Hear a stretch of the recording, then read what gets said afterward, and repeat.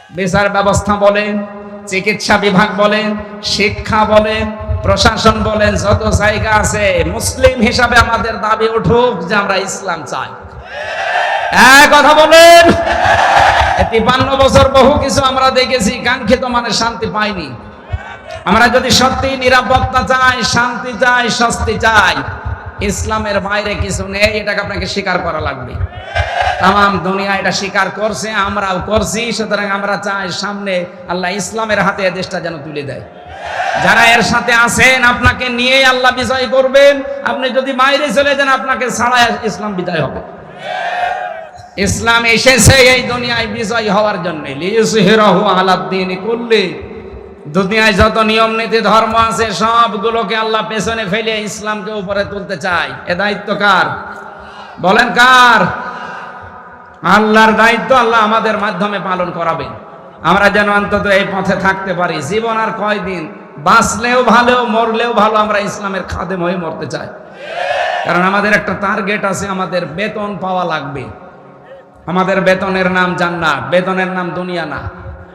যেই কয়দিন আছি ইসলামের সাথে লেগে থাকতে রাজি আছি, মারা গেলেও ইসলামের সাথে থেকে মরতে রাজি আছি। আমাদের আসল টার্গেট বেতন। বেতনের নাম কি? যারা এই বেতন চান না তাদের দুনিয়া শেষ। আপনি দেখছেন না জালেমদের অবস্থা? এখনো পর্যন্ত যদি কারো মনের ভেতর ওই রকম কিছু থাকে যে আমিও এরকম করব, আপনারও শুধু দুনিয়া না, দুই জগৎই শেষ হয়ে যাবে। আমি আবার বলছি, ইসলাম এদেশে কায়েম হবেই, হয় আপনাকে নিয়ে নয় আপনাকে বাদ দিয়ে। আপনি সাথে থাকলে ভালো, সাথে না থাকলেও আল্লাহর অসুবিধা নেই।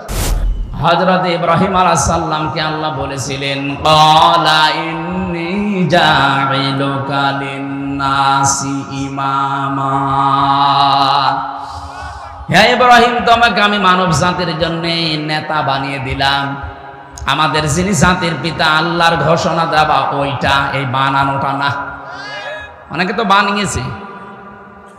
জাতির পিতা ইব্রাহিম নবী দোয়া করেছিলেন, আল্লাহ আমার সন্তান, আমার স্ত্রী যেখানে আছে এই জায়গাটা তুমি গোশত আর দুধ দিয়ে পরিপূর্ণ করে দিও। হাজার হাজার বছর আগের দোয়া আপনি খেয়াল করেন। কাবা শরীফ সহ পুরা মক্কাতে গোশত আর দুধের কোনো অভাব নেই। সে ছাগল বলেন, বকরি বলেন, উট বলেন। হ্যাঁ, অন্যান্য জায়গায় কিন্তু অন্যান্য ফসলাদি হয়, তো আরব জাহানের ভেতরে মক্কাটায় কোনো ফল ফলাদি ফসলাদি হচ্ছে না।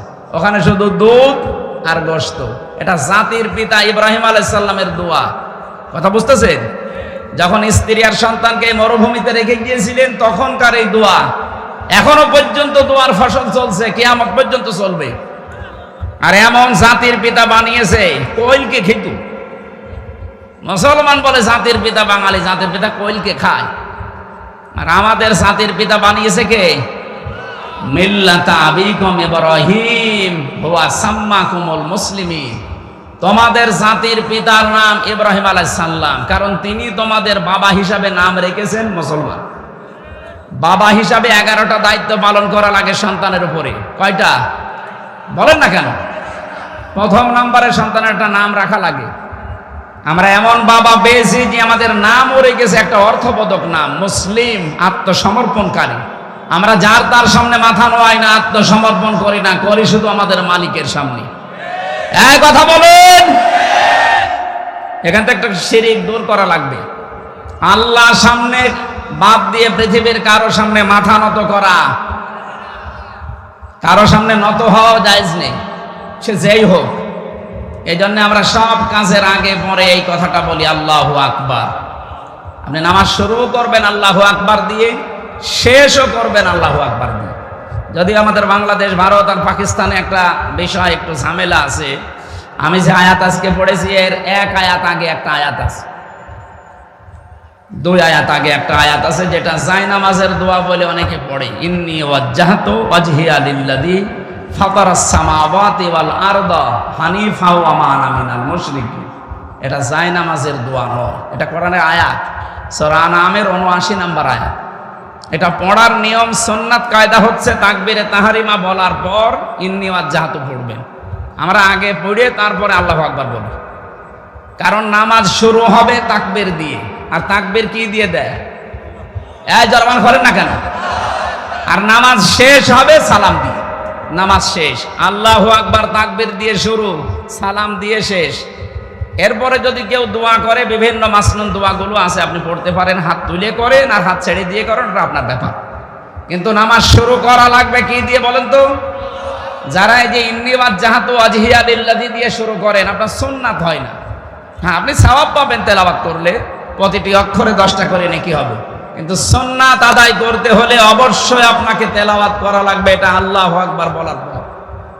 কারণ পৃথিবীর প্রত্যেকটি কাজের ভেতরে সুন্নাতে বরকত আছে, সুন্নাতের বাইরে কোনো বরকত নেই। এখানে যারা আছেন অনেকে ছেলে মেয়ে হওয়ার পরে আকিকা দেয় না, এই এলাকায় আকিকা বন্ধ হয়ে গেছে। আকিকা দেওয়ার সুন্নাত নিয়ম হচ্ছে সন্তান জন্মের 7ম দিনে। অনেকের বাবা হয়তো বিদেশে আছে, জন্মের সময় ছিল না, অথবা বাইরে আছে ব্যবসায়িক কাজে, ও মনে করে বাবা যেই দিন আসবে সেই দিন আকিকা দেব, সে 15 দিন হোক আর 45 দিন হোক না, এটা নিয়ম না। আপনার সুন্নত মেনে চলতে হলে এই 7 দিনের ভেতরে আপনাকে দেওয়া লাগবে, পরের দিনে আপনার আদায় হবে, কিন্তু সুন্নাত হবে না। কথা বুঝতেছেন? ওই বাবা থাকা লাগবে আকিকার দিন, এইটা তো সুন্নাত না। 7 দিনে আকিকা দেওয়া সুন্নাত। এই সুন্নাতগুলো জীবনে আমরা আমল করি, তাহলে ইন্নী ওয়াজ্জাহাতু ওয়াজহিয়া লিল্লাযী, এটা আজকে থেকে পড়বেন আল্লাহু আকবার বলার পর। কথা মনে থাকবে?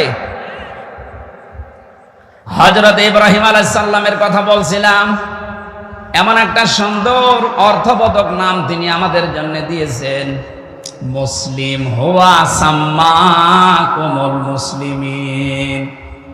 তোমাদের নাম তিনি রেখেছেন মুসলিম বা মুসলমান। হযরত ইব্রাহিম সঙ্গে সঙ্গে ওই দিন আল্লাহকে বলেছিলেন, রব্বুল আলামিন, তুমি যে আমাকে মানব জাতির নেতা বানিয়ে দিলে, ক্বালা ওয়া মিন যুররিয়াতি, এটাকে শুধু আমি পেলাম না, নেতৃত্ব দিতে হলে তো বিভিন্ন কোয়ালিটি লাগে, গুণ লাগে। কোরআন শরীফের ভেতরে আমি 27টা গুণ পেয়েছি। কেউ যদি নেতা হতে চায়, আর আমাকে রাগ হয়ে গেল না? আপনাদের মন খারাপ হয়ে গেল? মনে বলছিলেন না আব্দুল হাকিম সাহেব যে আমার দায়িত্ব পৌঁছিয়ে দেওয়া, আমা আলাইনা ইল্লাল বালাগ। এখন আমাকে তো পৌঁছিয়ে দেওয়া লাগবে। যদি আপনার মন খারাপ হয়, আমি তো এই আয়াত বাদ দিয়ে দেবো। এই বলতে পারি আমি, মানবেন না মানবেন ওটা আপনার বিবেকের ব্যাপার। 27টা কোয়ালিটি বলা তো, আজকে তাফসির মাহফিলে আয়াতও পড়েছি, একটা আয়াতের উপরে তাফসির করতে হলে সময় লাগে, আর যে কন্ডিশন কত দূর যাবে আল্লাহ ভালো জানি। কালকে আমার মাহফিল আছে ঠাকুরগাঁও গড়িয়া ফাজিল মাদ্রাসায়, ওখানে রাত 9টা থেকে আলোচনা আছে। দরকার হয় 27টা কালকে বলি, আজকে আমরা তাফসিরে যাই। প্রথম হচ্ছে, ইব্রাহিম নবী বলেছিলেন, আমি কি নেতৃত্ব দিতে এই একাই পেলাম দায়িত্ব, নাকি আমার সন্তানাদি কিয়ামত পর্যন্ত তো আসবে, তারা পাবে না? আল্লাহ পাক জবাব দিয়েছেন সঙ্গে সঙ্গে, ক্বালা লা ইয়ানালু আহাদিজ যালিমিন। হে ইব্রাহিম, তোমার সন্তানাদি কিয়ামত পর্যন্ত যারা আসবে তারাও নেতৃত্ব দিতে পারবে, নেতা হতে পারবে, কিন্তু যারা জালেম তাদের জন্য কোনো ওয়াদা আমি আল্লাহর নেই। এই যে ইয়ানালু, এটা মুজারে, বর্তমান, ভবিষ্যৎ, প্রেজেন্ট, ফিউচার। আল্লাহ জানিয়েছেন ওই দিন থেকে কিয়ামত পর্যন্ত আমরা যারা ইব্রাহিমের সন্তান দুনিয়ায় আসব, যদি জালেম কেউ হয়ে যায় তার জন্য নেতৃত্ব দেওয়া, নেতা হওয়া জায়েজ নেই, কারণ এটার সাথে আল্লাহর কোনো ওয়াদা। আরো জোরে বলে। অথচ 15.5 বছরের দিকে তাকান, সে যত বড় জালেম ছিল সে তত বড় দায়িত্ব ছিল। আপনি কি মনে করছেন যারা এই যে আয়না ঘরের সাথে জড়িত এরা জালেম না? এক কথা বলুন। কাউন্টার টেররিজমে মাটির নিচে ঘর আছে, ওখানে যারা জড়িত সবগুলো জালেম। এখন যদি বলেন না উনি চাপে পড়ে করেছে, কোন মানুষ যদি জানে যে কেউ জালেম জানার পরও তার সাথে যদি কেউ সাপোর্ট করে, সহযোগিতা করে, তাকে যদি মেনে নেয়, আমার নবী বলেন সে আমার উম্মত থেকে বের হয়ে যায়। সুতরাং 1628টা চেয়ার ছিল এই দেশে, মেন চেয়ার এটা না। যিনি পালিয়ে গেছে তারটা এবং ওই চুপ্পু মিয়ারটা সহ 1628টা চেয়ারের প্রতিটি চেয়ারে আপনি হিসাব করে দেখবেন, প্রত্যেকটি চেয়ারে যারাই ছিল সবগুলো জালেম। এগুলো বিদায় নেওয়ার এখনো শেষ হয়নি। এখনো 100 জনের 65 জন বিদায় হয়েছে, 35 জন এখনো আছে। আমরা চাচ্ছি যিনি দায়িত্বে আছেন অন্তর্বর্তীকালীন সরকারের, যত তাড়াতাড়ি পারেন এই জালেমদেরকে চেয়ার থেকে মুক্ত করেন। এক কথা বলেন না কেন? এগুলো মুক্ত না হলে নির্বাচন দিয়েও কাজ হবে না। শয়তানরা আর এক দুর্বিসন দিয়ে আটবে, ওদের মায়ের সাথে, ওদের বুবুর সাথে, ভাবির সাথে পরামর্শ করে। কারণ গোপনে গোপনে দেখছি মাঝে মাঝে নিজেরা মোবাইল করে, নিজেরাই রেকর্ড করে, নিজেরাই এডিট করে, নিজেরাই ছাড়ে। তাছাড়া আপনি হিসাব করতে পারেন, ঠাকুরগাঁও এই হরিপুর ইউনিয়নের 100 জন ওই জালেমদের সদস্য ছিল, তার ভেতরে 51 নম্বর যে তার কাছে কল দেয় দিল্লি বসে বসে, ওরা জীবনে নাম শুনিস?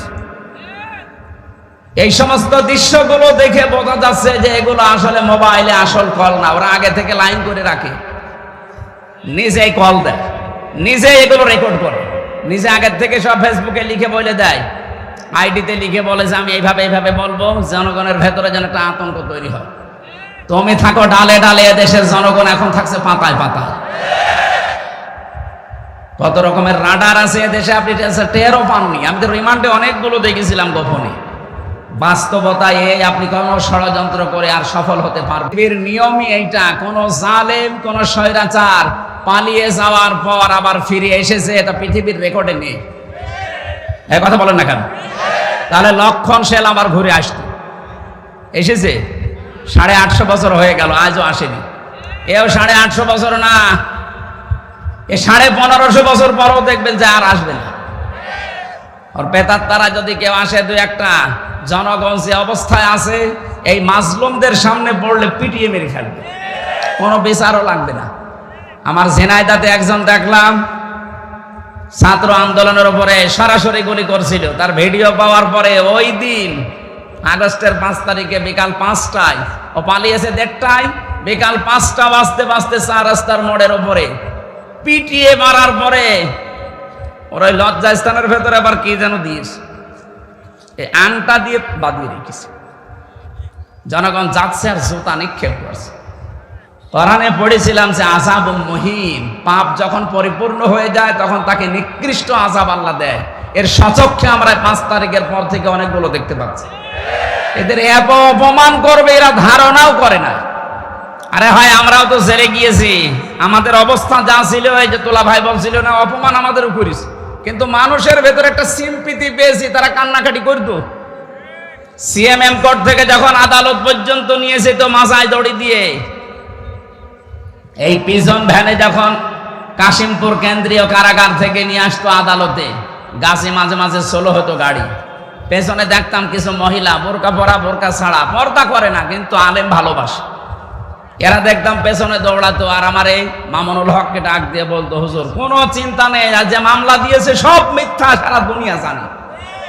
আর এর যে মামলা দেখছে এ শয়তানও বিশ্বাস করে না, এখনো মামলা ভালো করে হয়নি, আরো দেওয়া দরকার। সম্মানিত ভাইরা, যারা আমরা যারা জেল খেটেছিলাম সম্মানের সাথে, যদিও জালেমরা কষ্টে রেখেছিল, কিন্তু ওরা যা জেল খাটতেছে অপমানের সাথে। শুনতেছি নাকি ভেতরে অনেক জামাই আদর হচ্ছে, এটা যদি বাইরে ফ্ল্যাশ হয়ে যায়, কারাগারের দায়িত্বে যারা আছেন জনগণ কিন্তু জুতা পিটা করবে। আমাদেরকে আপনি পচা ছোলা দিতেন, আর শয়তানের নাকে শুনছে বাড়ি থেকে খাবার আসতেছে। এখনো বললাম না 35 জন আছে জালেমদের দোসর বিভিন্ন চেয়ারে, এরা এগুলো দুর্বিসন্ধি করছে। এই জন্য চাই সংস্কার যখন আরম্ভ হয়েছে, একটা জালেমও যেন এই দেশে চেয়ারে না থাকে, কারণ জালেমদের জন্য নেতৃত্ব দেওয়া, চেয়ারে থাকা জায়েজ নেই। এই ঘোষণা কার? আল্লাহর কথা মানা যাবে না। আমরা চাই এরা সব বিদায় নেই। আমরা মাজলুমরা কোনো দল নেই, মাজলুমদের দল একটাই। কথা বলেন না কেন? 14 দল বাদ দিয়ে বাকি যা আছে আমরা সব মাজলুম। আর আমাদের দল কয়টা? যেভাবে হোক দেশটা দাঁড় করানো লাগবে। ওর দুর্বিসন্ধি যা করছে সব আল্লাহ নস্যাৎ করবে, আমাদের বিশ্বাস আছে। লিয়াজজিয়াল্লাযীনা আসাউ বিমা আমিলু ওয়া ইয়াজজিয়াল্লাযীনা আহসানু বিল হুসনা। সূরা নজমের ভেতরে আছে, ভালো কাজ করলে ভালো ফল পাওয়া যায়, মন্দ কাজ করলে তার মন্দ ফল আল্লাহ দান করে। আমরা আজকে কোরআনে কারীম থেকে কিছু গুরুত্বপূর্ণ তথ্য আছে আজকের তেলাওয়াতকৃত আয়াতে, আমি আমার ঈমান থেকে বলবো, আমরা যেন মেনে নিতে পারি। বলেন আমিন। দরুদ আর সালাম পাঠ করে সূরা আনআম, কোন সূরা বললাম? 165টা আয়াত আছে, 20টা রুকু আছে, মাত্র একটা আয়াত পড়েছি। আমাকে আল্লাহ যতটুকু জ্ঞান দিয়েছে কোরআনের এই মেধার ভেতরে, এই একটা আয়াতে যত তথ্য আছে, আমার এর ভেতরে প্রায় 70 পৃষ্ঠা নোট করা আছে এই একটা আয়াতের উপরে। যত কথা আমি জানি এই আয়াত থেকে তাফসীর আকারে আমরা বলার চেষ্টা চালাচ্ছি। ওমা তাওফীকি ইল্লা বিল্লাহ। বলেন আউযু বিল্লাহি মিনাশ শাইতানির রাজীম, বিসমিল্লাহির রহমানির রহিম। আল্লাযীনা আমানু ওয়া লাম ইয়ালবিসু ঈমানাহুম বিযুলমিন উলাইকা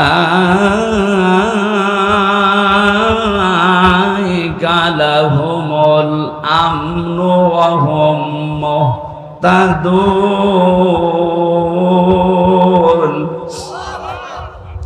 আনআম এ শব্দের শাব্দিক অর্থ গবাদি পশু। কি বললাম বলেন তো? গবাদি পশুর নামে আল্লাহ একটা সূরা দিয়েছেন, তার 2-4 আয়াত 5 আয়াত না, 165টা আয়াত আছে। প্রায় সূরার ভেতরে 27টা বিষয়ের আলোচনা পেয়েছি আমি। আমরা আজকে আলোচনা করছি মাত্র একটা ভাগের 4 ভাগের 1 ভাগ। আয়াতের ভেতরে 4টা বিষয় আছে, আমরা একটা ভাগ আলোচনা করব। আমাদের আলোচনার বিষয় হচ্ছে নিরাপত্তা। এখানে সমস্যা, এত আসা যাবে না ভাই, জরুরি না থাকলে বসেন। আপনি মাহফিল দিয়েছেন, শোনেন না মানে? সে এক মহিলা দৌড়াচ্ছিল, ওয়াজ মাহফিল হচ্ছে গ্রামে, আর দৌড়াচ্ছে। কি গো তোমাদের এলাকায় ওয়াজ হচ্ছে তুমি দৌড়াও? ওয়াজ দিয়েছি তাই কখন আবার শোনা লাগবে? এদের অবস্থা দেখি তো তাই মনে হচ্ছে, মনে মনে করছে ওয়াজ দিয়েছি তাই কত না আবার আমি শুনবো। তার ভাই আপনি শোনার জন্যই তো দিয়েছেন, একটু স্থির থাকেন। আমরা নামকরণ আছে, ঐতিহাসিক প্রেক্ষাপট আছে, সানে নজরুল আছে, আবার বাংলা অর্থ আছে মাতৃভাষায়, এরপরে বাস্তব ব্যাখ্যা আছে, মূল শিক্ষা আছে। এইগুলো নিয়ে তাফসীর করা লাগে। এগুলো অধিকাংশ জায়গায় আপনার আলেমদের মুখে শোনেন যে নামকরণ কেন হয়, ঐতিহাসিক প্রেক্ষাপট, নাজিল হওয়ার কারণ কি, শানে নজরুল যেটা বলে, বাংলা অর্থ কি। আমরা এইদিকে এগিয়ে যাই। তাফসীর করতে হলে কমপক্ষে এই আগের আয়াত পরের আয়াতের সাথে সম্পর্ক কি, এর সাথে যোগসূত্র কি আছে, এটা আগে জানা লাগে। আমরা এখানে শিরকের বিষয়গুলো আলোচনায় আছে। আল্লাহ পাক আমাদেরকে নিরাপত্তা দিতে চান। আল্লাহ এইভাবে তার কুদরতি আঙ্গুল, মনে হচ্ছে এই আমাদের এই ঠাকুরগাঁ কি হরিপুর, এদের দিকে এইভাবে দিয়েছেন। এই যে উলাইকা, উলাইকা শব্দটা ইসমে ইশারা। আল্লাহ বলেন এই যে এই মানুষগুলো, উলাইকা লাহুমুল আমনু, তাদের জন্য নিরাপত্তা। সুবহানাল্লাহ বলতে পারেন না? এখন নিরাপত্তা পেতে হলে কি কি করা লাগবে, এর আগে সেই গুণগুলো আছে, আমরা ওইগুলো দেখি আমাদের ভেতরে পাওয়া যায় কিনা। আমরা সব সময় নিরাপত্তা, স্বস্তি, শান্তি এর পক্ষে নাকি? আমরা নিরাপত্তা চাই না, শান্তি চাই না, স্বস্তি চাই না। নিরাপত্তা এখনো পর্যন্ত আমরা পাচ্ছি না। আজকে ওসি সাহেব এসেছিল তদন্ত, একজন প্রশ্ন করছিল, দেখলাম যে আমাদের এলাকায় ডাকাতি, চুরি, এই ছেঁচড়া এগুলো বেড়ে গেছে, আপনারা কি করবেন? চেষ্টা চালাচ্ছে ওনারা। এখন এইগুলো বন্ধ করার জন্য যে নিয়ম নীতি, ঔষধ আল্লাহ দিয়েছে, ঔষধ যদি জায়গা মতো না পড়ে, ও জীবনও বন্ধ হবে না। আমরা যেহেতু নিরাপত্তা চাচ্ছি, আর আসল নিরাপত্তার মালিক আল্লাহ কে? আজকের বিষয় কি বললাম বলেন তো? নিরাপত্তা। আরো জোরে বলেন, কি বলেন? আল আমনু। আল আমনু মানে নিরাপত্তা, শান্তি। আমার আল্লাহর একটা নাম সালাম। সালাম কার নাম? আল্লাহ বলেন আমি শান্তি দেওয়ার একচ্ছত্র মালিক। এটা যদি কেউ কিনতে পাওয়া যেত, তাহলে পৃথিবীতে গরিব মানুষ অশান্তিতে থাকতো 24 ঘন্টা। কিন্তু তামাম দুনিয়ার জরিপ দেখেন, সব চাইতে বেশি শান্তিতে থাকে গরিব মানুষগুলো। রাতের বেলা ওদের যে ঘুম হয়, ট্রাকের চাকা আপনি মনে করবেন বাষ্ট হয়ে গেছে। আর ধনী মানুষকে, আমি তো বহু জায়গায় মিশেছি, বাংলাদেশে যারা সবচাইতে বড় ধনী ধনী মানুষ, আকিজ গ্রুপের উপরে 3 জন ধনী মানুষ থাকলে আকিজ গ্রুপ একটা, তাদের সাথে আমি ছিলাম, আমি দেখেছি, এখনো আমি তাদের চাকরি করি, আমি তাদের খতিব। এই মানুষগুলো রাতের বেলা ঘুম আসে না, এরা পাওয়ারওয়ালা বড়ি খায়, সিটাক্সিন খায়, কশিয়াম খায়, তাও নর্মালটা না, একেবারে হাই পাওয়ারে। এরপরও ঘুম আসতে চায় না, না জানি কখন কোন ফাঁক দিয়ে কে আবার কিছু মেরে দেয় কিনা। আর ট্রাকের চাকা বাস্ট হয়ে যাইলে যে শব্দ হয়, এরকম নাকের আওয়াজ দিয়ে ঘুমাচ্ছে ট্রাকের চাকার পাশে। কোনো বড়ি খাওয়া লাগে না, এক কথা বলে না কেন? শুধু ডাল আর আলু ভর্তা দিয়ে খেয়ে 8 ঘন্টা মরণের ঘুম ঘুমাচ্ছে। এই জন্য শান্তি দেওয়ার একচ্ছত্র মালিকানা আল্লাহর, আর এই শব্দটা আল্লাহ নিজের জন্য খাস করে নিয়েছে। সালাম, সালাম, সালাম কার নাম? আর দুনিয়াতে সালাম নেই, আছে, কিন্তু এরা সালাম না, এরা আব্দুস সালাম। আমরা শান্তির জন্য, নিরাপত্তার জন্য যেহেতু এই মাহফিলটা দিয়েছি, এই এলাকায় যেন শান্তি স্থাপন হয়, শান্তি ফিরে আসে। সেই জায়গায় যদি অশান্তি আসে তাহলে আপনারা হিতে বিপরীত হয়ে যাচ্ছে। আপনি যেটা জানেন না ওই বিষয়ে কথা বলবেন না, এটা আল্লাহর নির্দেশ। ওয়ালা তাকফু মা লাইসা লাকা বিহি ইলমুন। যেটা জানবেন না সেটা বলবেন না, আগে জেনে শুনে সঠিকভাবে জানার পরে আমার মনে হয় বলা দরকার। এটা আল্লাহর এই নির্দেশটা আমরা সামনে ফলো করি ইনশাআল্লাহ। আল্লাযীনা আমানু, প্রথম শব্দ ছিল যারা ঈমান এনেছে। আমরা বাংলাদেশ যারা এখন বসবাস করছি, আমরা ঈমান এনেছি না ঈমান আমরা পেয়েছি বলেন তো? আমরা ঈমান পেয়েছি, এই জন্য এটার কদর আমাদের কাছে নেই। যে মানুষগুলো ঈমান এনেছিল তাদের কাছে জীবনের চাইতেও দামি ছিল এই শব্দটা। এই জন্য সাহাবায়ে কেরাম কোন জায়গায় যদি একত্রিত হতেন, আলাদা হওয়ার আগে এই শব্দটা তাদেরকে একে অন্যকে তেলাওয়াত করে শোনাতেন। ওয়াল আসরি ইন্নাল ইনসানা লাফি খুসরিন ইল্লাল্লাযীনা আমানু ওয়া আমিলুস সালিহাত ওয়া তাওয়াসাউ বিল হাক্কি ওয়া তাওয়াসাউ বিস সাবর। পৃথিবীর সময়ের কসম আল্লাহ দিয়েছেন, মানুষ ক্ষতির ভেতরে আছে, তবে তারা বাদ দিয়ে যারা ঈমান আনে আর নেক আমল করে, হকের কথা বলে আর ধৈর্য ধারণ করে হক পথে থাকতে গিয়ে। এই কথাটা সাহাবায়ে কেরাম কেন শোনাতেন? কারণ এই মানুষগুলো ঈমান আমাদের মতো ঈমান পায়নি, তারা ঈমান এনেছিল। আমরা যদি আর সত্যি ঈমান আনতাম, একটা ধর্ম থেকে আর একটা ধর্মে আসা এটা যে কত বড় কঠিন কাজ। আপনাকে যদি কেউ এখন খ্রিস্টান হতে বলে, হিন্দু হতে বলে, আপনার কাছে যেমন কঠিন লাগবে, অন্যান্য ধর্মের লোক যারা ইসলামে আসতেছে, আজকে যে রিপোর্ট বেরিয়েছে, ওরা হিন্দুস্থানের বিভিন্ন প্রদেশে মুসলমানের সংখ্যা দিন দিন বাড়তেছে আর হিন্দুদের সংখ্যা দিন দিন কমে যাচ্ছে। এটা একটা তাদের মাথা ব্যথার কারণ। ওরা তো এমনি উসবিস করছে না, যে নিজের ধর্ম বাদ দিয়ে অন্য নতুন ধর্মে আসা এটা যে কত বড় কঠিন কাজ, যারা আসে তারা জানে। এই জন্য যারা আসতেছে এই সত্য ধর্মে, আমরা যেহেতু আগে থেকে আসি, আমরা তো আর ঈমান আনি নাই, আমরা ঈমান পেয়েছি। সাহাবায়ে কেরামের মতো যদি আমরা ঈমান আনতে পারতাম, হযরতে বেলাল তিনি ঈমান এনেছিলেন, তিনি একজন হাবশী গোলাম ছিলেন ইথিওপিয়া। ঈমান আনার কারণে তার উপরে যে অবর্ণনীয় নির্যাতন, জুলুম, অত্যাচার হয়েছিল আমরা হাদিসে বহুবার শুনেছি। আমাদের উপরেও যারা আমরা ঈমান আনলাম বলে দাবি করছি, সামনে যদি এরকম পরিবেশ আসে যে ঈমানের উপরে টিকে থাকতে গিয়ে জুলুম, অত্যাচার, নির্যাতনের স্টিম রোলার যা চলেছে, অতীতে আরো বেশি আসবে, আর এটাই স্বাভাবিক। পৃথিবীর বড় বড় বিপদগুলো আল্লাহ নবীদের উপরে দিয়েছিলেন, কারণ তাদের ঈমান একেবারে উচ্চ পর্যায়ে ছিল। এর চাইতে নিম্ন বিপদ আল্লাহ দিয়েছিলেন যাদের ঈমান আরেকটু দুর্বল ছিল। এদেশে সত্যিই যারা ঈমানদার, যাদের ঈমান সঠিক মাত্রায় উপরে উঠে গেছে, নবীদের অনুসারী যারা, তাদের বিপদ আপদ বেশি। আর যাদের ঈমান আমাদের মতো ছোটখাটো নিভো নেবো, তাদের বিপদ আপদ কম। আল্লাহ জানে এদের যদি বিপদ দেয় একেবারে বেঈমান হয়ে যাবে। আমরা যারা ঈমান পাইনি, আমরা ঈমান যারা এনেছি সত্যি সত্যি, এই মানুষগুলোকে ঈমানের উপরে টিকে থাকার জন্য যে কাজগুলো সামনে আসবে, প্রথম কাজ হচ্ছে ওয়ালাম ইয়ালবিসু ঈমানাহুম বিজুলমিন। তারা যেন কলুষিত না করে তাদের ঈমানকে শিরকের সাথে। এই পৃথিবীতে যত পাপ আছে আল্লাহর দৃষ্টিতে সবচাইতে বড় পাপের নাম হচ্ছে শিরিক করা। আমি যদি এখন বাড়িতে গিয়ে দেখি আমার স্ত্রীর কাছে অন্য কেউ শুয়ে আছে, আমার যেমন খারাপ লাগবে।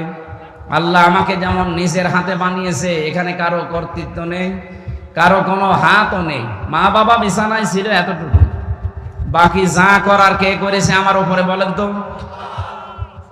এই যে মানুষ জন্ম নেওয়ার পরে ভেতরে চারটা জিনিস আছে, ফাঁকা থাকে এই নালীগুলো। যারা জন্মের পরে আল্লাহ নিজের তরফ থেকে এইটে দেয়, এটা যদি ওটা এইটে না দিত তাহলে ওইটার জন্য কমপক্ষে আপনারা দুনিয়ায় ওটা ঠিক করার জন্য, এখন বাংলাদেশ যে চিকিৎসা সিস্টেম, এই সিস্টেম অনুযায়ী প্রতি মাসে 4 লক্ষ করে টাকা লাগবে শুধু ওই 4টা ফোঁটা বন্ধ করার জন্য। আমার এক পরিচিত মাওলানা ছেলের এটা হয়েছে, জন্মের পর ওটা ফোঁটা বন্ধ হয়নি, ওটা এই হাওয়া অবস্থায় ছিল। আল্লাহ দয়া করে আমাদেরকে বন্ধ করে দিয়েছিলেন, এই জন্য টাকাগুলো লাগে না। বিশ্বের যে সমস্ত উন্নত দেশগুলোতে আমি চিকিৎসার জন্য এখানে গিয়ে দেখেছি কত মানুষের কত রোগ। এই যে আল্লাহ আমাকে বানানোর পেছনে কারো সাহায্য সহযোগিতা নেননি, মা বাবার মাধ্যমে দিয়েছেন। এই জন্য আল্লাহর কাছে সবচাইতে ঘৃণিত, ওনার সাথে যদি কাউকে আমরা অংশীদার বানিয়ে দেই, হয়তো তার ক্ষমতার সাথে, তার পাওয়ারের সাথে, তার নিয়ামতের সাথে, তার আইনের সাথে, যে কোনো জিনিসের সাথে যদি কেউ আল্লাহর সাথে কাউকে যোগ করে দেয়, ওই স্বামীর মতো আল্লাহ রেগে যায়। শিরিকের 1 নম্বর অর্থ হচ্ছে আল্লাহ যেটা পারে ওইটা অন্য কেউ পারে, এই বিশ্বাস করার নাম শিরিক। এ বিশ্বাস এখানে অনেক মানুষ বসে আছেন, আমি যেহেতু আমার দায়িত্ব পৌঁছিয়ে দেওয়ার, এই নিয়ত নিয়ে বলছি, মানবেন না মানবেন আপনার ব্যাপার। আল্লাহু আকবার যারা বলে আল্লাহ সবচাইতে বড়, আকবারের পরে পেশ আছে শেষে আল্লাহু আকবারু। এসমে এই যে আকবার, এটা সবচাইতে বড় শব্দ, আরবিতে এর চাইতে বড় শব্দ আর নেই। এটা দ্বারা বোঝাতে চেয়েছে যে আমি আল্লাহর চাইতে বড় যেমন কেউ নেই, আমার চাইতে ক্ষমতাশালীও কেউ নেই। এই জন্য বাংলাদেশে একটা শিরিক এই শব্দ দিয়ে প্রচার করা আছে, সমস্ত ক্ষমতার উৎস আল্লাহ। কিন্তু আমরা অনেকেই বিশ্বাসী আছি ক্ষমতার উৎস জনগণ। যাদের এটা আছে আপনারা পাল্টাবেন। এই বিশ্বাস থাকলে আপনি শিরিকে আছেন। আর শিরিক যদি কেউ জাররা পরিমাণ নিয়েও মারা যায়, কিয়ামতে ওর আমল নামা যাই হোক, নামাজ রোজা দান সাদকা যাই করুক, ওটা ধলিকণার মতো ওর মুখের উপরে নিক্ষেপ করবে। এটা আমি আপনার ক্ষতি করার জন্য বললাম নাকি? হ্যাঁ, এরকম বিশ্বাসে কেউ থাকলে বিশ্বাস পরিবর্তন করে ফেলবে।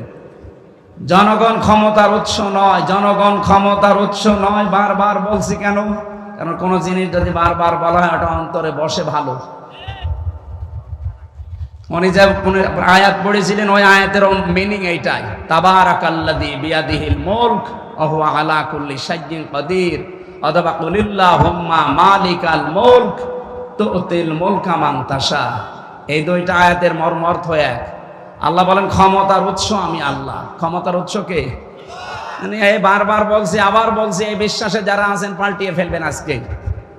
এখন থেকে দৃঢ় বিশ্বাস করবেন আল্লাহ যেটা পারে ওইটা অন্য কেউ পারে না। ক্ষমতায় দিতে পারে কে বলেন তো? নামাতে পারে কে? হ্যাঁ, এই বিশ্বাস করা লাগবে। দ্বিতীয় নম্বরে, জুলুমের ভেতরে প্রায় 8টা অর্থ আছে। 1 নম্বর অর্থ শিরিক করা, 2 নম্বর অর্থ অন্যায় করা।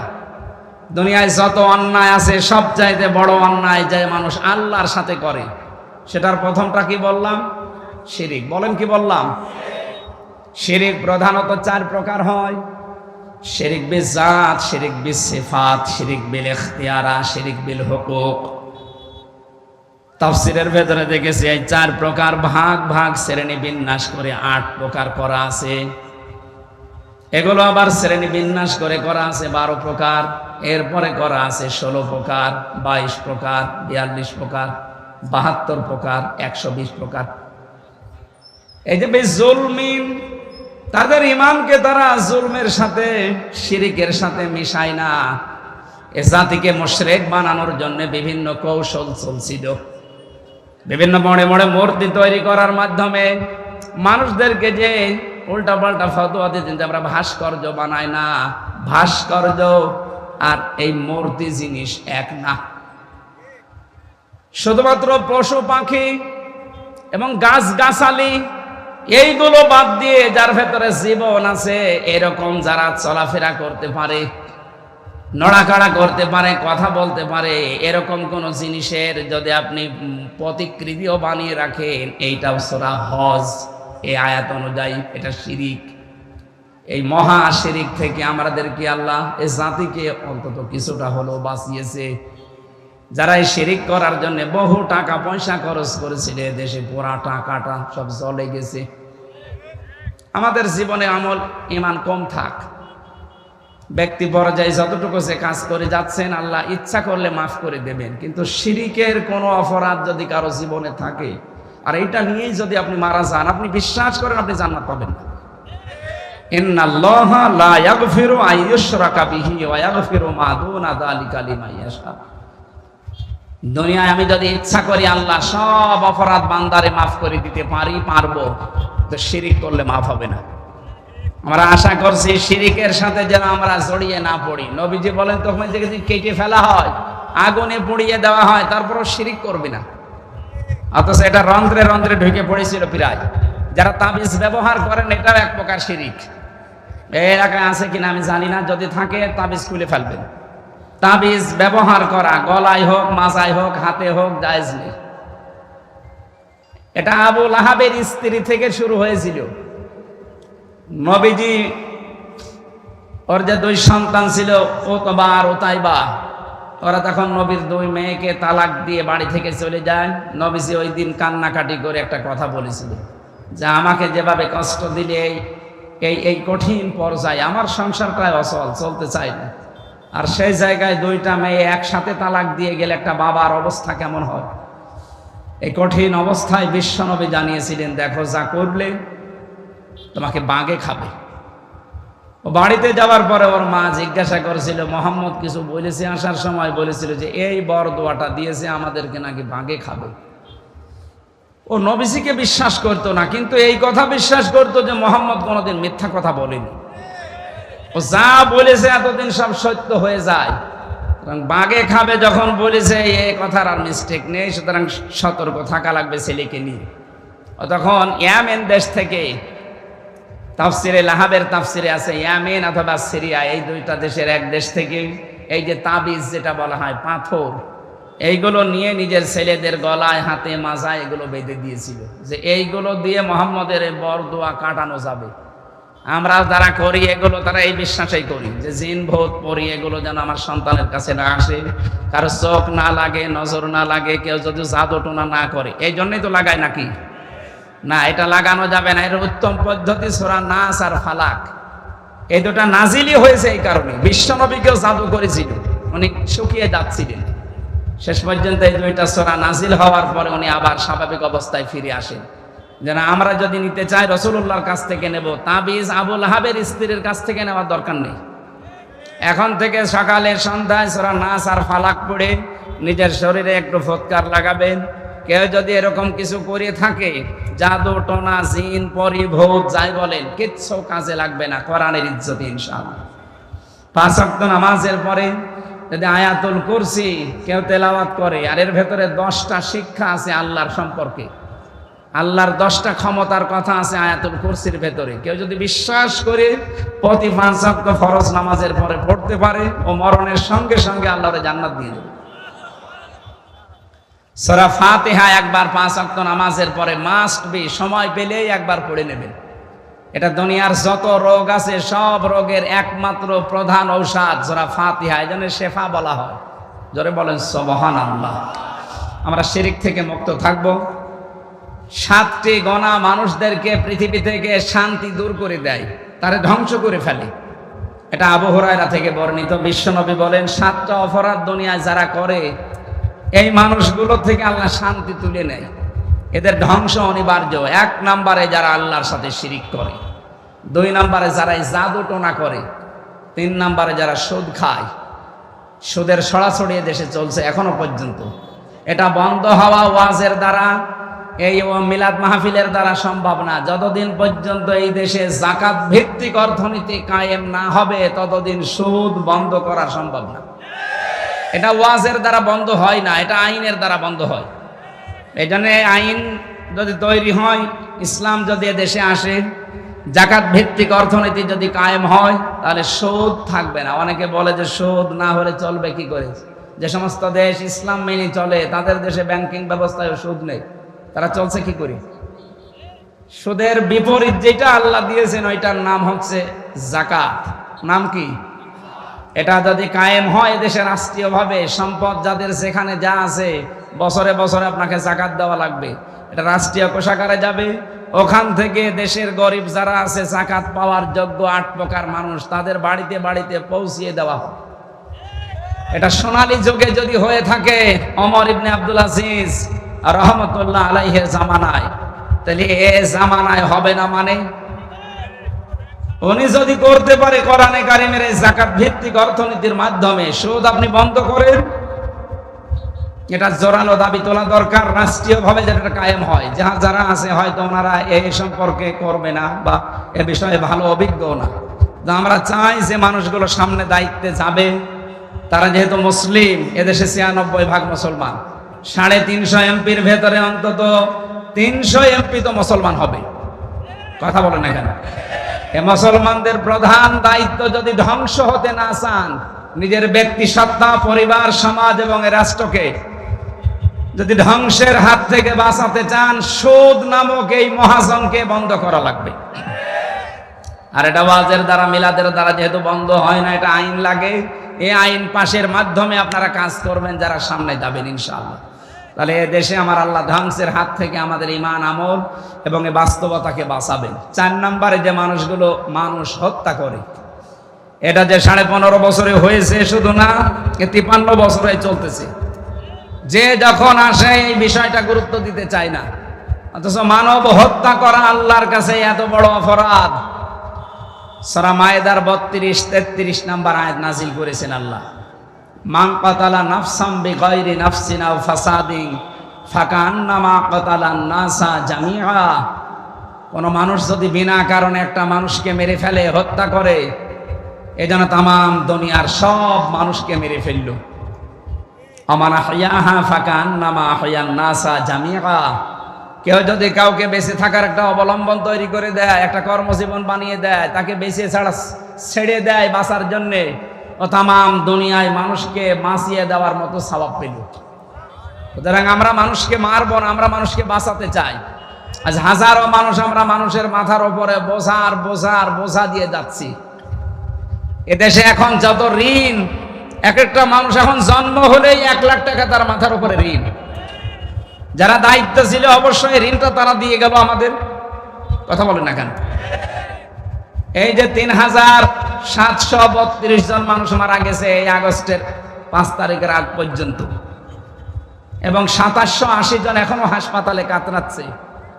হাসপাতালে যারা আছে তাদের পা নেই, হাত নেই, চোখ নেই, অন্ডকোষ উড়ে গেছে, বিভিন্ন রোগে রোগী তারা পড়ে আছে।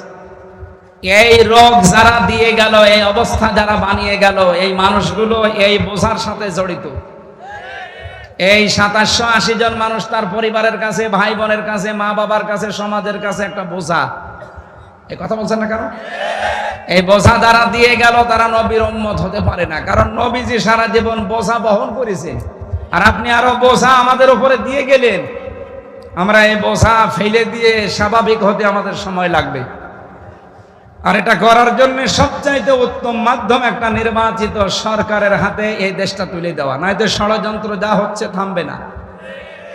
যতদিন ইউনূস সাহেব আছে, ষড়যন্ত্র, এই চক্রান্ত চলছে, আরো বেশি হবে। যতদিন পর্যন্ত নির্বাচনের মাধ্যমে নির্বাচিত সরকারের হাতে এই দেশটা দেওয়া না হবে, যখন দিয়ে দেবেন তখন বাইরের এই হাউখাউগুলো বন্ধ হয়ে যাবে। আমরা আশা করি যারা দায়িত্বে আছেন খুব অল্প সময়ের ভেতরে সম্মানজনক একটা সময় নিয়ে তাড়াতাড়ি করে একটা নির্বাচিত সরকারের হাতে দেশটা তুলে দেন। এই কথা বলছেন না কেন? মানুষ হত্যার সাথে যারা জড়িত ছিল, বিশেষ করে গণহত্যা, প্রতিটি হত্যার বিচার যদি দেশে না হয়, আগামীতে যারা আসবে তারাও আরো ডবল করে হত্যা করবে। আমরা চাই এটা নির্মূল হয়ে যাক। কিয়ামতের আগে এই দেশে যেন অবৈধ হত্যা আর কেউ শিকার না হয়। কথা বলেন ঠিক কিনা? এটা অন্ধ হওয়ার জন্য বিচার দরকার। যে যেখানে প্রমাণ হচ্ছে যিনি হত্যার সাথে জড়িত, কোরআন অনুযায়ী দেশের যে প্রচলিত আইন আছে এটা অনুযায়ী বিচার করেন, ওই এমনি দুনিয়া থেকে বিদায় নেবে। কারণ মার্ডার করলে তাকে মার্ডার করা লাগে, এটা রাষ্ট্রীয়ভাবে আইন প্রচার আছে, এটা করুন। হত্যা করলে এই দুনিয়া ধ্বংস হওয়ার পেছনে কারণে 4 নাম্বার। 5 নাম্বার কারণ হচ্ছে জিহাদের ময়দান থেকে পলায়ন করা। এদেশের মানুষ যে এই যুদ্ধের ময়দান থেকে পালায় না, প্রমাণ আমরা পেয়েছি। 71-এও পালায়নি, 24 সালেও পালায়নি। সামনে যদি আবার যুদ্ধ করা লাগে, দেশের মুসলমানেরা পালাবে না। জালেমদেরকে বিদায় দিয়েছে, আবার যদি কেউ জুলুম করার জন্য আসে তাকে ওইভাবে বিদায় দেওয়া হবে। 6 নম্বরে ওই মানুষকে আল্লাহ ধ্বংস করে দেয় যারা সতী সাধবী নির্দোষ মানুষের উপর একটা তহমত লাগায়, বিশেষ করে নারীদের উপরে। বহু মানুষকে বিনা কারণে আন্দাজে উল্টাপাল্টা মামলা দিয়ে তার জীবনটা নষ্ট করে দিয়েছে এই বাকি সরকারগুলো। আমরা সামনে এই পুনরাবৃত্তি যেন না হয়। 7 নম্বরে গোনার কাজ হচ্ছে ধ্বংস করে দেয় আল্লাহ তাদেরকে যারা দুনিয়াতে মা বাবার অবাধ্য সন্তান। আমি সহ যারা আছি আমরা যেন মা বাবার অবাধ্য হয়ে দুনিয়া থেকে বিদায় না নেই, তাহলে দুনিয়াও শেষ হয়ে যাবে, ধ্বংস হয়ে যাবেন আপনি আল্লাহর ভাষায়, আর আখেরাত তো আছেই। আল্লাহ আমাদের হেফাজত করুন, বলেন আমিন। শান্তি পাওয়ার জন্য এই 7টা অপরাধ থেকে মুক্ত মাস্ট বি হওয়াই লাগবে। 1 নম্বরে শিরিক, 2 নম্বরে জাদু, 3 নম্বরে সুদ, 4 নম্বরে মানুষ হত্যা, 5 নম্বরে জিহাদের ময়দান থেকে পলায়ন করা, 6 নম্বরে সতী সাধবী নারীর প্রতি মিথ্যা অপবাদ দেওয়া, জেনার তহমত দেওয়া, 7 নম্বর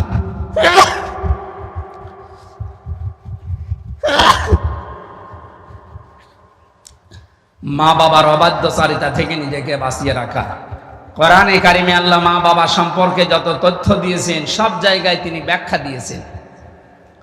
আল্লাহ পাক বলেন ওয়াখফিদ লাহুমা জানাহাদ যুল্লি মিনার রাহমা ওয়া কুর রাব্বিরহামহুমা কামা রাব্বায়ানি সাগীরা।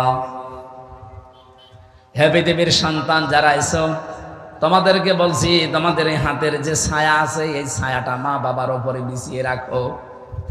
শুধু এভাবে বিছিয়ে শেষ করে দিবা না, এই জিল্লুন শব্দের ভেতরে আছে নম্রতা। আল্লাহ এখানে ডানা শব্দটা ব্যবহার করেছেন, জানা হাদ্দুল্লি মিনার রহমা। মানুষের কিন্তু ডানা হয় না, মানুষের হয় পাখা, হাত।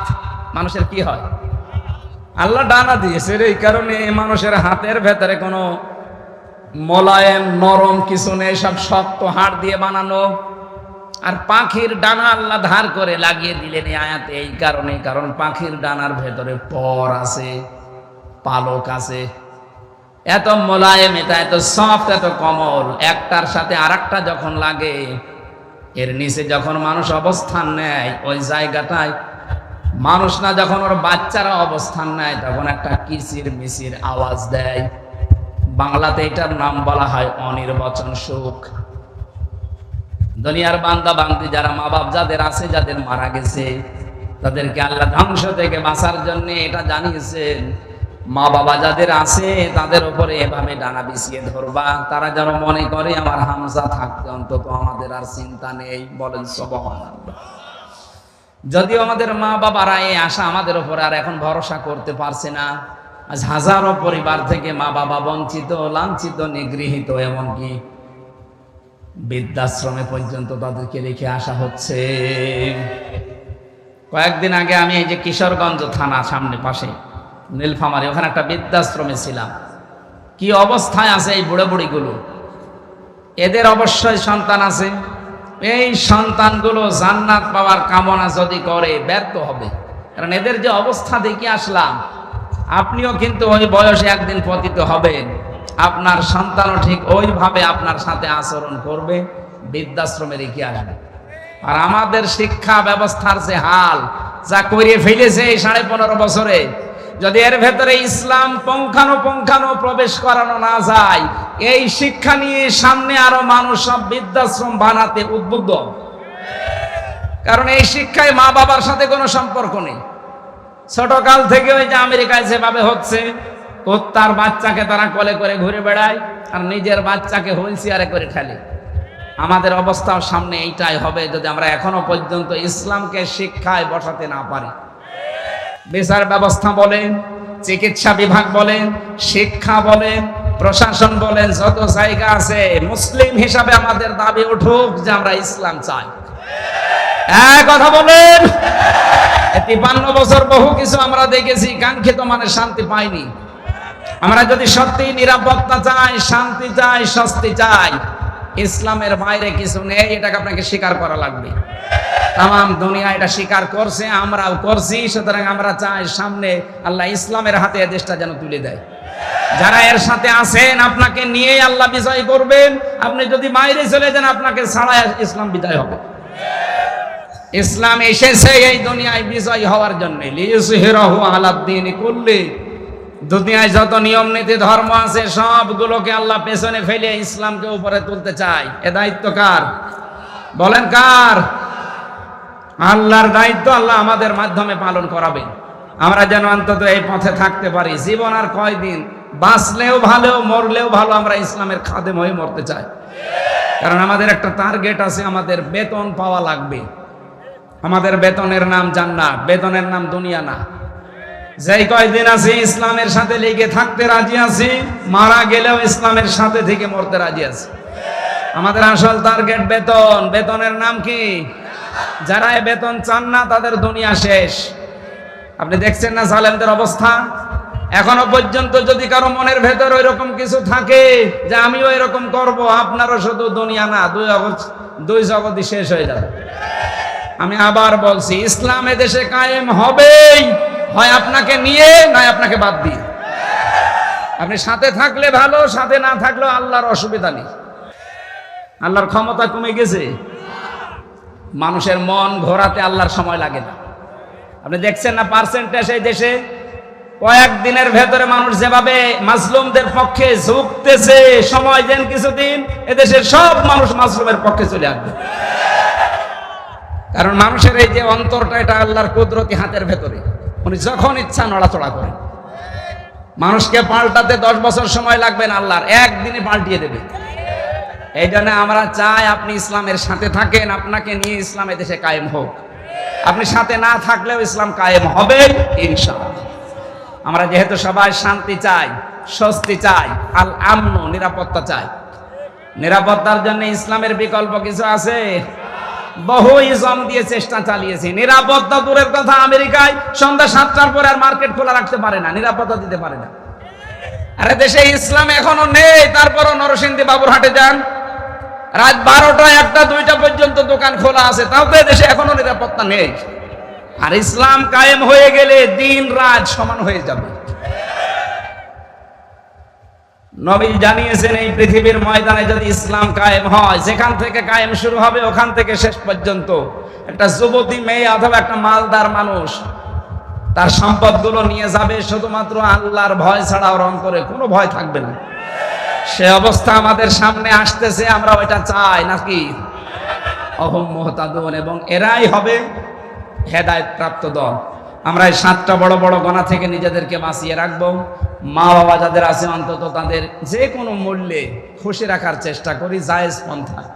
আল্লাহ আমাদের জন্য যেন বানানো যে জান্নাত আছে মা বাবার খেদমতের দ্বারা, হমা জান্নাতুকা হমা নারুকা, মা বাপ তোর জান্নাত, মা বাপ তোর জাহান্নাম। আমি সহ যারা এসেছি, যাদের বেঁচে আছে খেদমত করে খুশি রাখি, মারা গেছে তাদের জন্য নামাজ, কোরআন এবং দোয়া করে আল্লাহ তাদের মর্যাদা যেন বাড়িয়ে দেয়।